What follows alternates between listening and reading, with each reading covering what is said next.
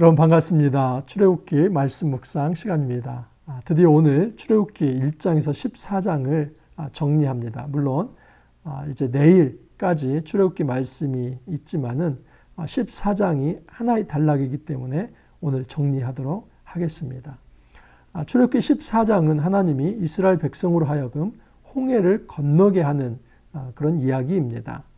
이스라엘 백성이 홍해를 건널 때에 하나님께서는 분명한 의지와 뜻을 가지고 계셨습니다. 오늘 말씀을 깊이 묵상해 보면은 이 출애굽의 진정한 목적이 무엇인지를 알 수 있습니다. 오늘 말씀을 통해서 하나님께서 의도하신 이 출애굽의 목적이 무엇인지 깊이 있게 한번 살펴보도록 하겠습니다. 오늘 이틀째 본문인데 출애굽기 14장 1절에서 31절까지의 말씀입니다. 1, 2절 말씀입니다. 여호와께서 모세에게 말씀하여 이르시되 이스라엘 자손에게 명령하여 돌이켜 바다와 믹돌 사이에 비하히로답 곧 바알스본 맞은편 바닷가에 장막을 치게 하라. 우리 하나님께서 모세를 불러서 이스라엘 백성을 바다와 믹돌 사이 그 바알스본에 장막을 치게 하라 이렇게 말씀을 합니다. 근데 여러분 이 바다와 믹돌 사이는 어떤 곳이냐면 믹돌은 지금 나일 삼각주 델타 지역 그 북쪽 지역이고 바다는 그 남동부 지역 아마도 피토호수일 것입니다. 그곳입니다. 그래서 이 지역이 어떤 곳이냐면 나일 삼각주 북쪽 지역은 애국 군대가 쳐 들어올 수 있는 곳이고 또 남동부 지역에 이 피토호수가 있는 야함수프라고 하는 이 갈대 바다, 이 홍해라고 우리가 흔히 일컬어지죠. 이 그곳은 그야말로 더 나아갈 수 없는 이 바다가 있는 곳입니다. 그 중간에 누가 있습니까? 이스라엘 백성이 있습니다. 이런 상황을 두고 우리는 도간에 든 쥐다라고 흔히 이야기를 합니다. 뒤에서는 애국 군대가 쫓아오고 앞에는 정말 큰 바다가 있습니다. 그래서 앞으로 나아갈 수도 없고 뒤로 도망갈 수도 없는 이런 처지. 여러분 이것은 이스라엘 백성이 실수하여서 이 광야길로 접어든 것이 아니라 하나님이 뜻하신 것입니다. 어제 말씀 잘 한번 기억해 보십시오. 하나님께서 지금 이스라엘 백성을 서북부 지방에 이 서부 해안도로를 통해서 북쪽으로 직진해서 올라가는 길을 막으십니다. 그 이유는 그곳은 블레셋 사람들이 진을 치고 있었기 때문입니다. 당시 청동 무기를 쓰던 이 시대에 블레셋 이 백성들은 이미 철기 문명을 가지고 굉장히 그 군사가 조직되어 있으며 강했습니다. 근데 이스라엘 백성은 여러분 출애굽해서 200만이라고 하는 숫자는 있지만은 그들은 어떤 무기가 없고 또 군사훈련을 받지 못했으며 어떤 진을 짤지도 모르고 대우가 형성되지 않았습니다. 그래서 우리 하나님께서 이 블레셋과의 전투를 경험하면 이 출애굽 행진 자체를 포기할까 봐 남동부로 인도한 곳입니다. 근데 그 남동부로 인도한 그곳은 뒤에는 애국 군대가 있고 정면에는 바다가 있는 도간에 든 쥐와 같은 그런 어떤 사면초가가 되는 에워싸인 곳입니다. 그러면 우리 하나님이 실수하신 것일까요? 우리 하나님께서 지금 이스라엘 백성을 서북부 지방으로 바로 빼지 않고 남동부로 뺀 것은 지금 그곳에서 지금 애굽 사람들에 의해서 이스라엘 백성이 도륙당하도록 그렇게 될 수밖에 없는, 그래서 하나님의 실수에 의해서 이스라엘 백성이 지금 바다와 믹돌 사이에 갇히게 된 것일까요? 그렇지 않습니다. 하나님의 인도에는 실수가 없습니다. 자, 그러면 하나님의 인도에 실수가 없다면 분명히 여기에 어떤 목적이 있을 것입니다. 저는 오늘 본문 24장 전체를 이 관점에서 살펴볼 것입니다. 하나님께서 왜 이 믹돌과 바다 사이로 이스라엘 백성을 몰아붙이시는가? 한번 보십시오. 3절 이하를 보면 바로가 이스라엘 자손에게 대하여 말하기를 그들이 그 땅에서 멀리 떠나 광야에 갇힌 바 되었다 하리라. 내가 바로의 마음을 완악하게 한즉 바로가 그들의 뒤를 따르리니 내가 그와 그의 온 군대로 말미암아 영광을 얻어 애굽 사람들이 나를 여호와인 줄 알게 하리라 하심에 무리가 그대로 행하니라. 여러분 이 어떤 하나의 사건에 대해서 A라는 관점, B라는 관점이 있습니다. 지금 이 3절은 누구의 관점이냐면 바로의 관점입니다. 4절은 누구의 관점이냐면 하나님의 관점입니다. 다시 말해서 이스라엘 백성이 이 믹돌과 바다 사이에 진치게 된 것을 바로의 입장에서는 어떻게 이해를 하냐면 이스라엘 백성 광야에 갇혔다. 광야에 갇혔다면 우리가 가서 추격해서 이스라엘 백성을 도륙하고 일부는 데리고 와서 다시 노예로 부릴 수 있다. 이 생각을 한 겁니다. 근데 하나님의 입장에서는 다릅니다. 하나님은 지금 4절에서 그렇게 말하는데 내가 바로의 마음을 완악하게 한즉 바로가 그들의 뒤를 따르리니 결국 그 일은 하나님의 영광을 드러내는 것이다. 여러분 바로의 입장에서는 이것은 절호의 기회로서 이스라엘 백성을 도륙할 수 있는 그런 어떤 골든타임이다라고 생각을 합니다. 근데 하나님의 입장에서는 오히려 그때가 완전하게 이 이집트를 멸망시키며 그리고 애국 군대를 파멸시키며 하나님의 영광을 드러낼 수 있는 골든타임이다라고 하나님께서 생각을 하신 것입니다. 세상 사람들은 하나님이 없습니다.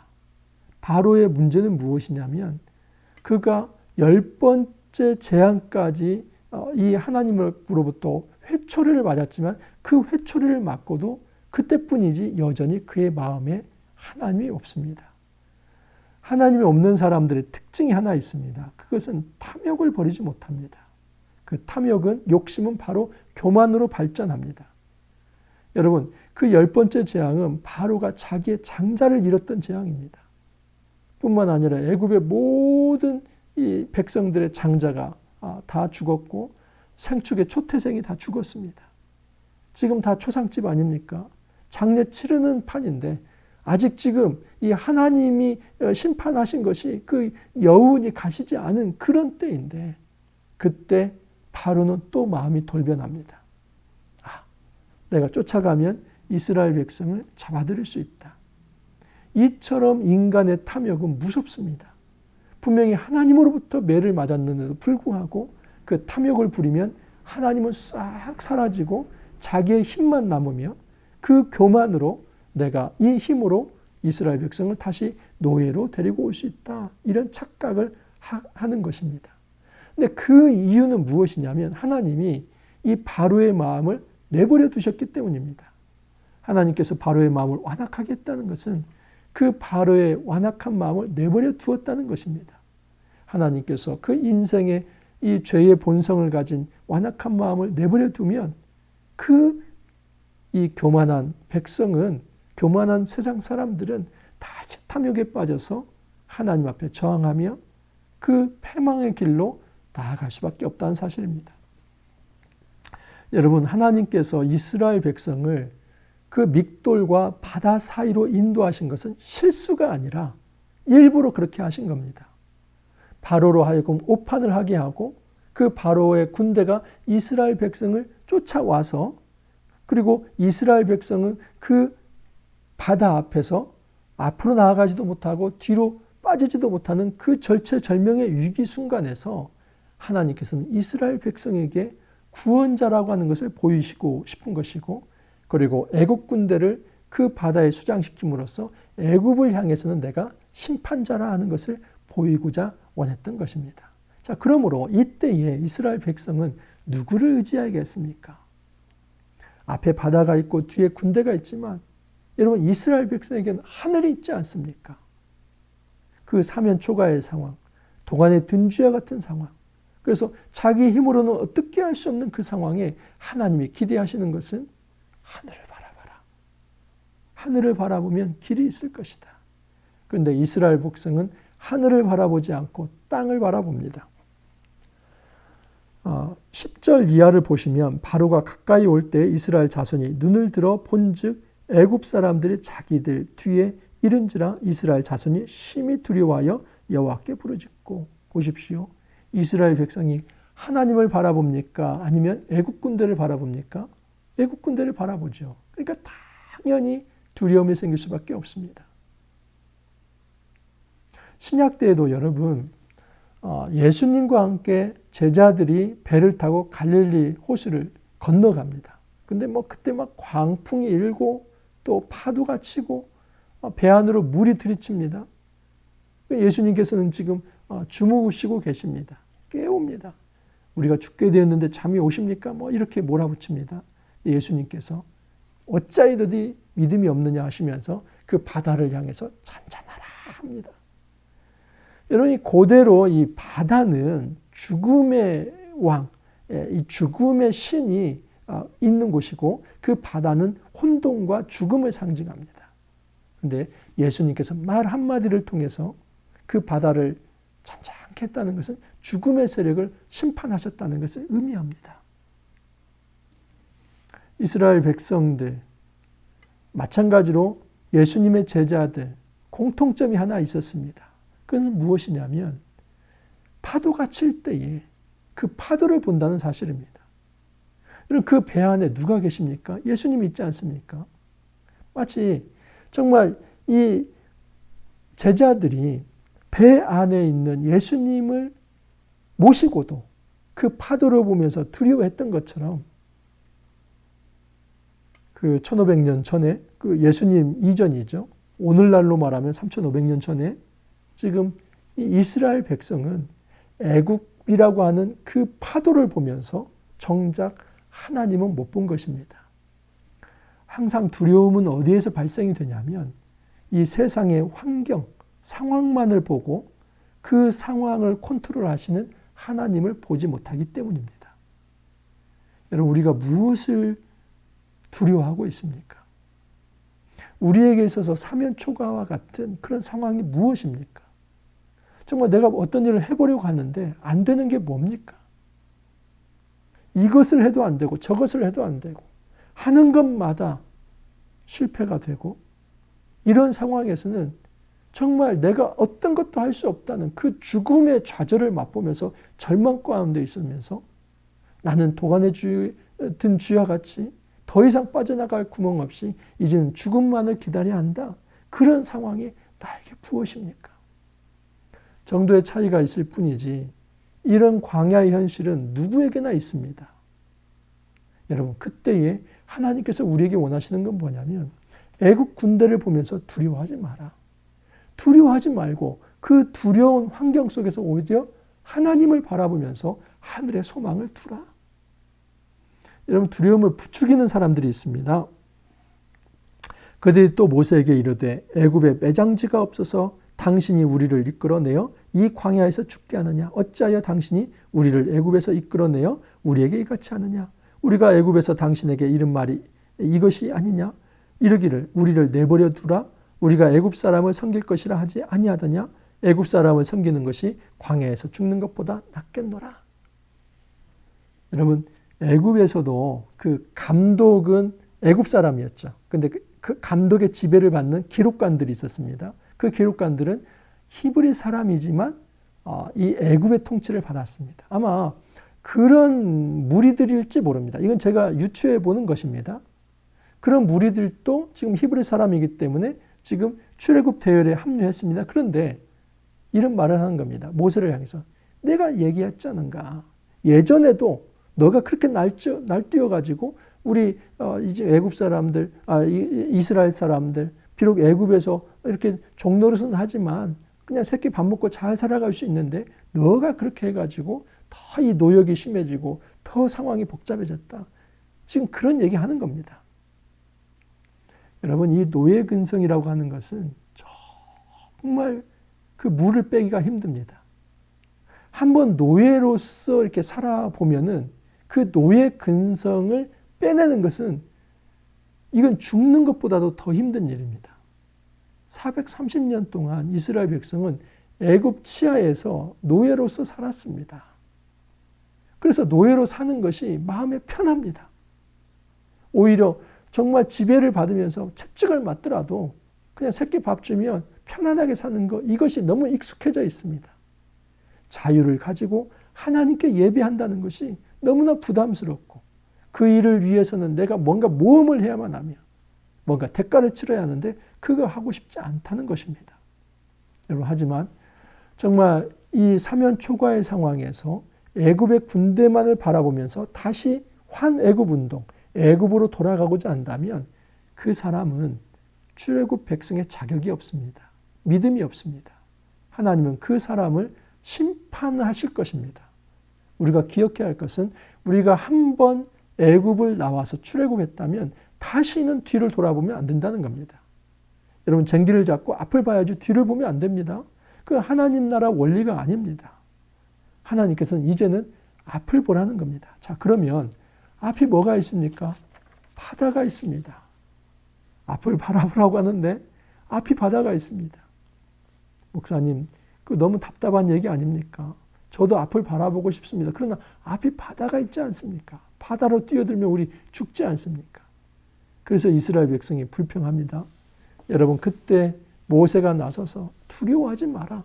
오늘 하나님께서 일을 하실 것이다. 자, 그런데 모세는 백성들 앞에서 이렇게 말을 했지만 하나님 앞에서는 부르짖습니다. 그래서 16절에 보면, 15절에 보면 하나님 이렇게 말씀합니다.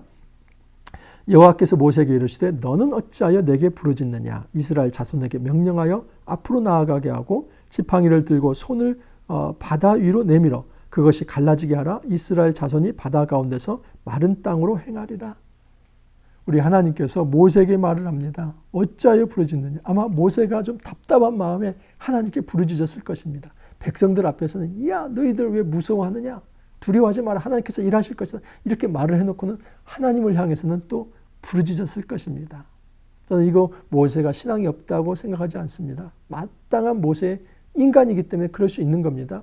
근데 하나님께서 모세를 향해서 너가 이렇게 부르짖지 말고 이제는 지팡이를 들고 바다를 향해서 선언하라는 겁니다. 그러면 그 바다가 갈라질 것이다. 여러분, 이 지팡이가 모세의 지팡이입니까? 하나님의 지팡이입니까? 모세의 지팡이죠. 근데 여러분, 출애굽기 4장 20절입니다. 우리가 이미 묵상했던 말씀입니다.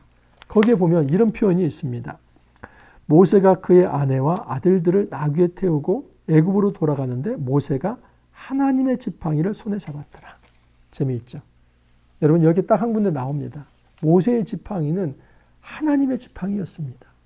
모세의 손에 들려진 그 지팡이는 사실은 하나님의 손에 들려진 지팡이입니다.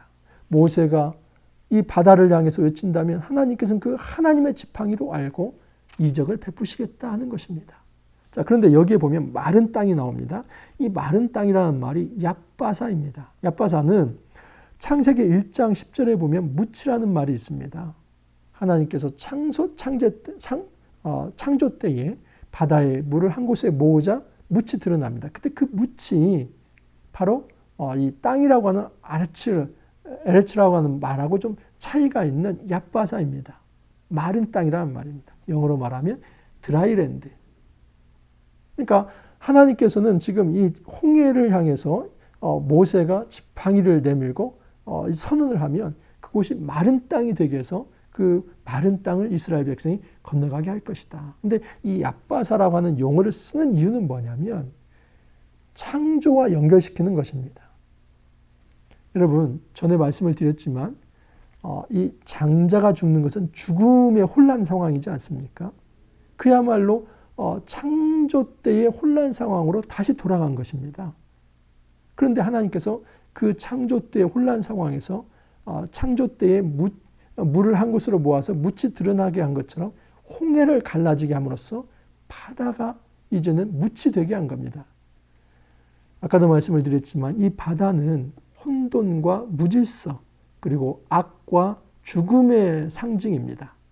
그 바다의 신이 그렇게 죽음을 주관하면서 이 사람들로 하여금 혼돈과 무질서로 빠뜨린다는 겁니다. 근데 그 바다가 물러나고 묻이 드러났다는 것은 하나님이 죽음의 세력, 이 혼돈의 세력, 이 죽음의 신을 하나님께서 파멸시켰다는 겁니다. 이 출애굽이라고 하는 것은 하나님의 승리 사건이다 하는 것을 이야기합니다. 이것은 어떻게 보면 하나님의 새 창조와 같습니다. 하나님의 백성이 이제 처음 창조 이후에 타락하고 이제 죽음의 바다 가운데 있는데 하나님께서 그 죽음의 바다를 심판하심으로써 그의 백성을 구원하여서 새 창조를 이루신다는 겁니다. 이 그림이 노아 홍수를 통해서 물로 쓸어버리시고 그 가운데서도 8명 노아 가족을 통해서 새하늘과 새 땅을 보게 한 것이나 마찬가지입니다. 요한계시록 21장에 가면 또 새하늘과 새 땅이 나옵니다. 이 모든 새 창조의 어떤 모티프가 바로 이 출애굽에 있다 하는 것을 알 수 있습니다. 하나님께서 보호하십니다. 하나님의 사자가 이제 이스라엘 친 앞으로 나아갑니다. 그때 구름 기둥과 불 기둥이 있는데 그 구름 기둥이 이스라엘 후미에 이르게 됩니다. 자, 보십시오. 이것이 이스라엘의 진영입니다. 근데 원래 구름 기둥이 이스라엘 앞에 있었는데 이것을 뒤로 뺍니다. 근데 이 뒤에는 지금 누가 있냐면 애국 군대가 있죠. 그래서 애국 군대와 이스라엘 사이에 구름 기둥이 있어가지고 이 애국 쪽은 흑암이 있게 하고 이스라엘 앞에는 이 불기둥이 있어서 그 밤이지만 환하게 만듭니다. 그러니까 지금 이 구름 기둥을 가운데 두심으로써 빛과 어두움을 나눠버리신 겁니다. 여러분, 이것이 구별입니다. 이것이 바로 카도시, 이것이 바로 거룩입니다. 이스라엘 백성은 거룩한 백성이라고 얘기하는 것은 구별된 백성입니다. 하나님이 친히 구별하십니다. 그 구별은 애국 군대가 함부로 쫓아붙지 못하도록 하는 것입니다. 그래서 하나님께서는 철저히 이스라엘 백성을 보호하신다는 겁니다. 자, 그 밤에 이제 애국 군대가 이스라엘 치지 못하도록 하나님께서 그렇게 막으시면서 하나님이 하시는 일은 뭐냐면 동풍, 이 동쪽에서 부는 바람이죠. 그 바람으로 밤새도록 불게 해서 이 지금 물이 한쪽으로 쏠리게 합니다. 그래서 그곳이 묻이 드러나게 합니다. 여러분, 이 바다에도 초석간만이 있지요. 그래서 이 때가 되면은 이제 묻이 드러나지 않습니까? 우리 한국도 제부도 같은 이런 데 가보면 실제로 그 섬과 섬 사이에 이 도로가 있습니다. 근데 평상시 물이 넘실넘실 차 있습니다. 근데 어느 때가 되면은 물이 다 빠지고 도로가 되어서 자동차가 지나갈 수 있습니다. 여러분, 하나님께서 이 자연까지 이용하시는 겁니다. 물론 특별히 하나님의 특별한 능력으로 그 밤에 통풍을 불게 하신 겁니다. 그래서 묻이 드러나게 해서 이스라엘 백성이 지나가게 하십니다. 자, 그런데 이제 애국 군대가 그 홍해를 따라서 이스라엘 백성을 쫓아가는데 이스라엘 백성이 다 홍해를 빠져나오자 하나님께서 다시 바다의 힘을 복원시킵니다. 27절을 보면 모세가 곧 손을 바다 위로 내밀매 새벽이 되어 바다의 힘이 회복된지라. 이 바다의 힘은 뭘까요? 죽음의 힘입니다. 그래서 죽음의 그 파도가 이 애국 군대를 덮쳐서 애국 군대는 그곳에 수장이 됩니다. 29절에 다시 이렇게 말씀합니다. 그러나 이스라엘 자손은 바다 가운데를 육지로 행하였고 물이 좌우의 벽이 되었더라. 보면 이 마른 땅이 한 번 더 나오는데 21절 보면 모세가 바다 위로 손을 내밀매 여호와께서 큰 동풍이 밤새도록 바닷물을 물러가게 하시니 물이 갈라져 바다가 마른 땅이 된지라. 이 마른 땅은 앞에 16절에서는 얍바사이지만 여기서는 하라바입니다. 약간 원어가 틀립니다. 근데 이 하라바는 여호수아 3장 17절에 나옵니다. 요단강 바닥이 드러날 때 하라바라고 합니다. 그러니까 지금 창조 때 하나님 묻이 드러나게 한 사건, 출애굽 사건, 요단을 건넌 사건, 이 모든 것이 하나님의 악의 세력에 대한 심판이며 그의 백성을 구원하는 구원 사건이다 하는 것을 의미합니다. 여러분, 하나님께서 왜 이스라엘 백성을 그 믹돌과 바다 사이로 몰아붙이십니까?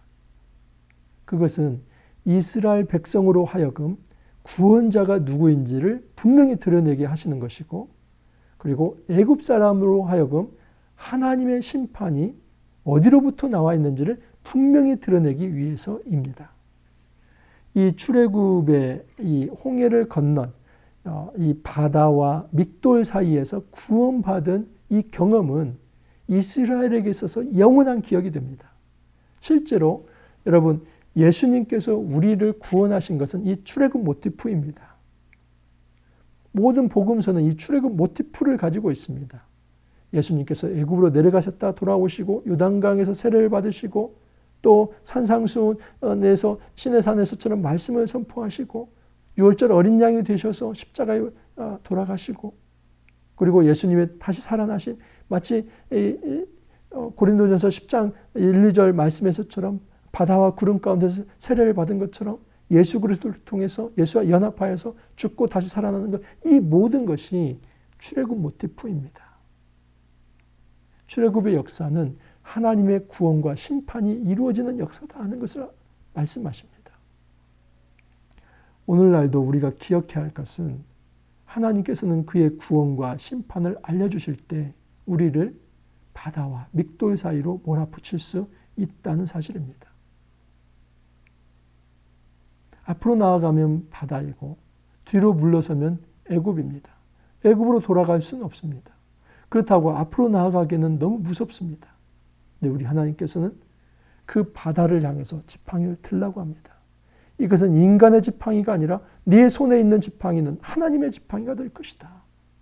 그 바다를 향해서 믿음의 지팡이를 든다면 그 바다를 갈라지게 해서 마른 땅이 되게 해서 하나님의 온전한 심판과 구원이 이르게 해서 너희들은 죽지 않고 건너게 할 것이다.